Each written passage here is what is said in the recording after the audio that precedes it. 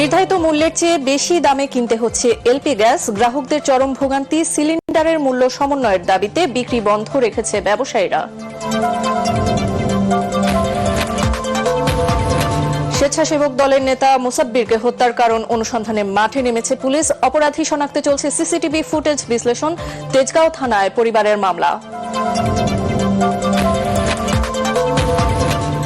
এবার কোনো পাতানো নির্বাচন হবে না, সিইসির অঙ্গীকার। প্রার্থিতার পক্ষে বিপক্ষে চলছে আবেদন গ্রহণ। আইনের ভিত্তিতে সমাধানের আশ্বাস ইসির। সরকারের কূটনৈতিক অদক্ষতার কারণে ঢাকা দিল্লি সম্পর্কে দূরত্ব বাড়ছে। মুস্তাফিজ ইস্যুতে তা আরো জটিল হয়েছে বলছেন বিশ্লেষকরা।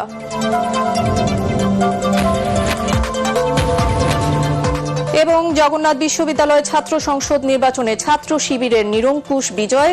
ভিপিজিএস সহ 21টি পদের মধ্যে 16টিতেই জয়ী।